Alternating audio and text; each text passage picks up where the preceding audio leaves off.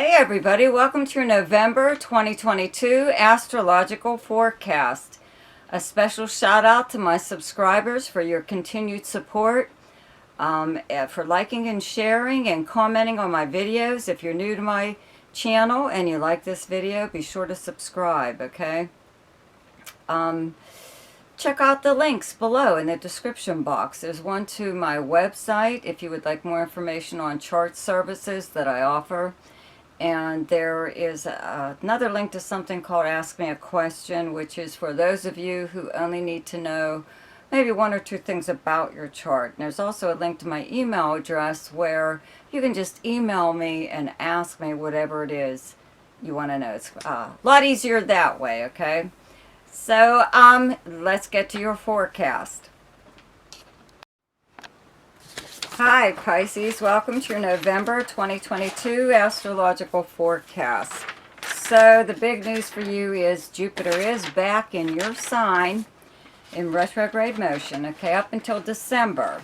So if you were born on March 19th or 20th, I did do a little video on a conjunction that you will have, because if you were born in late degrees of Pisces, okay, Jupiter will only make it to 28, 29 degrees.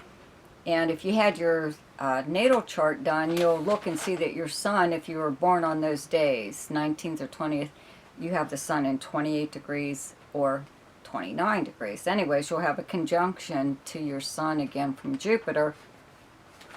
But even if you're not born on that day, it's very nice to have this planet back in your sign. So that's the big news for you, actually. You know, right now, the Sun, Mercury, and Venus are all in Scorpio, a fellow water sign. So they're creating a trine to whatever planet you have in Pisces. So you have Scorpio here on your 9th house. Okay, like I said, the Sun, Venus, and Mercury are here. 9th house is long distance travel and communications, higher learning, adventure, travel to foreign countries, or learning about foreign cultures or languages. It's legal matters, publishing and media, all kinds of stuff, but it's an internet house, okay?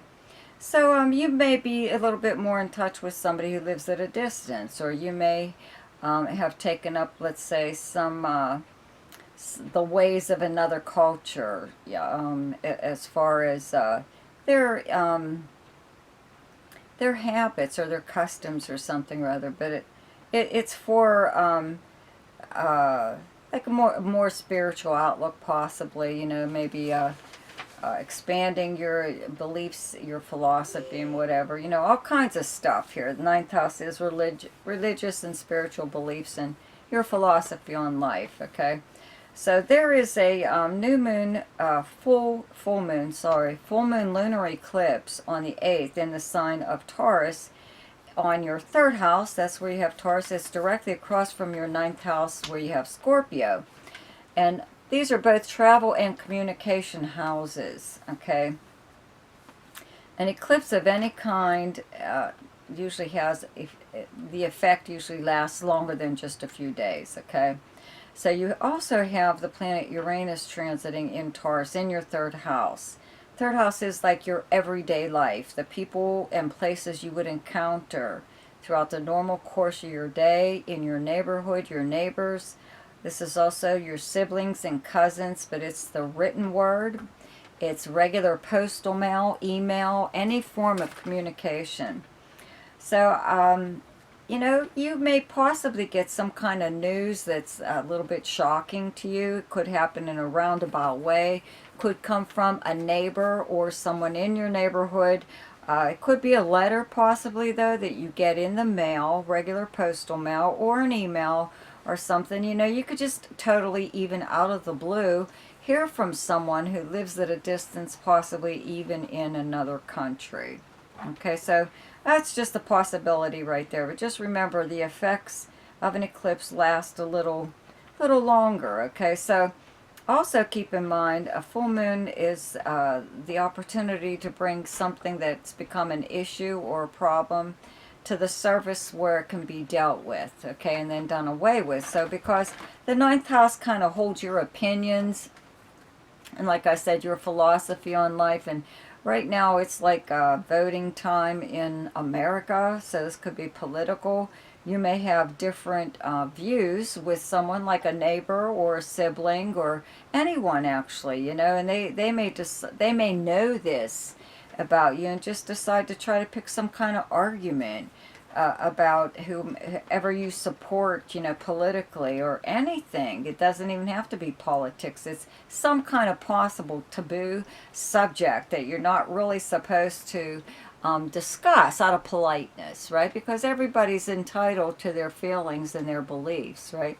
But you could encounter someone that just kind of sideswipes you, you know, totally out of the blue with some kind of conversation or statement or whatever. And like I said, it could be someone you encounter throughout the normal course of your day. Okay, it could be one of them nosy neighbors or something like that even. Or a cashier at a grocery store, whatever. Anyway, so the sun moves into Sagittarius on the 22nd. Venus moves into Sagittarius on the 16th. Mercury on the 17th. And then new moon in Sagittarius on the 23rd, all in your 10th house where you have Sagittarius. So your 10th house is your most public house. Okay, it's how you're known by reputation, professionally and personally, but it's mainly like your house of career. Okay, so with the sun here, you're in like the public eye right now. Even if you don't want to be, people are discussing you, even if it's just on social media. You're kind of like out there, you know. Having Venus here makes you very, very popular. People say very nice things about you at this time. I always tell people having Venus in your 10th house, your first house, or in your own zodiac sign is like the time to really milk it, because people are viewing you with like you can't do any wrong. You have total, like so much appeal, it's ridiculous, okay? So that's what's going on right there. So if you have a lot of people approaching you for one reason or another, that's probably why you're very popular right now. Now also, the planet Mars is in Gemini and it's retrograde. It went retrograde at the end of October, but it will be in Gemini up until March. Okay, and where you have Gemini in your chart is your 4th house. It's directly across from your 10th house. Your 4th house is your home life, your personal life, your family, you know, but it's where you physically live, though, and the property surrounding it. It's your childhood and your background, though, your very foundation, like how you were raised. So, you know, there's an awful lot of activity going on there with Mars in your 4th house. Maybe you're making some kind of changes, rearrangements. It could be physically to the house, or it could be emotionally, even in your personal life or with family members. So just keep that in mind. You know, while these planets are in Sagittarius, they're opposing the Mars in Gemini. So your public life or your career could be front and center, and maybe not so much your personal life or your family or your home life. So there's a little bit of problem there. You know, maybe your family or whatever feel that you're spending way too much time in trying to get ahead, or pursuing something in your career and not enough time at home. That's all. Not a big deal. So the best time to do something each month is when the moon is in your own sign, and the moon is in Pisces on the 2nd, 3rd, 4th, and 30th.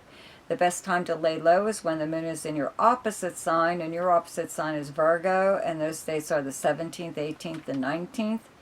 The best time for romance, recreation, creativity, fun, any kind of gambling or speculation, and anything to do with children is the 12th, 13th, 14th, 25th, 26th, and 27th. The best time for money is the 4th, 5th, 6th, 19th, 20th, and 21st. The best time for your career is the 23rd, 24th, and 25th. And the best time for communication and travel is the 7th, 8th, 9th, 21st, 22nd, and 23rd. So, don't forget to check out my weekly forecast. Okay, and I'll see you then. Goodbye.